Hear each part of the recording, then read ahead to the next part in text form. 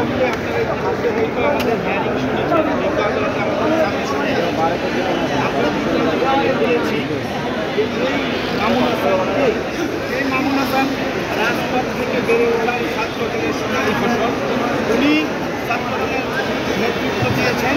উনি ঢাকা মহানগর ছাত্রদলের সভাপতি ছিলেন, যুবদলের সভাপতি ছিলেন, কেন্দ্রীয় যুবদলের ভারপ্রাপ্ত সভাপতি ছিলেন। ওনার বিরুদ্ধে 286টা মামলা হয়েছিল।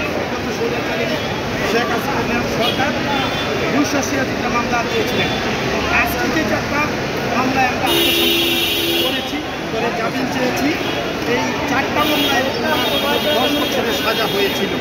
তার মধ্যে সবচেয়ে হাস্যকর ব্যাপার যেটা, 2টা মামলাতে 2 জন আসামি এই মামলার পূর্বেই মৃত ব্যক্তি ছিলেন। একজন ছিলেন, ওই ব্যক্তিরা 2 জনই 2017-তে মারা গিয়েছিলেন। সাজা হয়েছিল 2013 নভেম্বর মাসে, 2023 নভেম্বর মাসে। আপনার ওই মামলাতে মঙ্গল নামে একজন ব্যক্তি 2017-তে মারা গেছেন, কিন্তু তাকেও 3 বছরের সাজা দিয়েছিলেন তখনকার শেখ হাসিনার ফরমাইশে আদালত। এবং আরেকটা মামলায় হেলাল মাত্তর নামে এক ব্যক্তি, উনিও 2017-তে মারা গিয়েছিলেন, কিন্তু 2023-এ ওনারও সাজা হয়েছিল 3 বছর, পাশাপাশি 2 মাস এবং 5,000 টাকা জরিমানা। হাস্যকর বিচার বিভাগ দিয়েছিলেন তখন তার শেখ হাসিনার সরকার। কারণ তা না হলে একটা মৃত ব্যক্তির সাজা হয়, একটা বললে ভুল হবে, একাধিক মৃত ব্যক্তির সাজা হয়, সেইটা দিয়েই বোঝা যায় বাংলায় বিচার কীরকম হয়েছিল।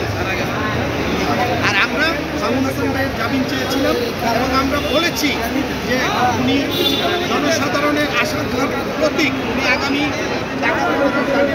কান্ডারি হতে যাচ্ছেন, জনগণ ওনাকে ভোট দেবেন এবং দেশ আগামী দেশ নায়ক তারেক রহমানকে ঢাকার 15 আসনটি উনি উপহার দিবেন। আমরা আশাবাদী। আমরা আদালতকে বলেছি, আদালত বলেছেন যেহেতু 1 বছরের অধিক সাজা হয়েছে, ওই হিসাবে ওনার জামিন বিবেচনা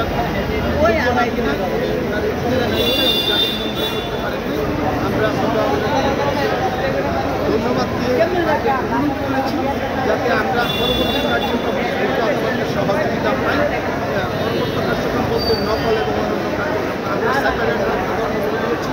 যেহেতু উনি রাজপথ থেকে বেড়ে ওঠার নেতৃত্ব, উনি আগামীতে আল্লাহ পাক চাইলেন সংসদ সদস্য হবেন, এই জন্য ওনার জন্য সেপারেট একটা দরখাস্ত দিয়েছি যে ওনাকে যাতে অ্যাম্বুলেন্সের ব্যবস্থা করে জেল হাজতে প্রেরণ করা হয়। এবং উনি ব্যক্তিগতভাবে অসুস্থ হয়ে পড়েছেন, আদালত বিবেচনায় নেবেন এইরকম এখনো ওইটার আদেশ।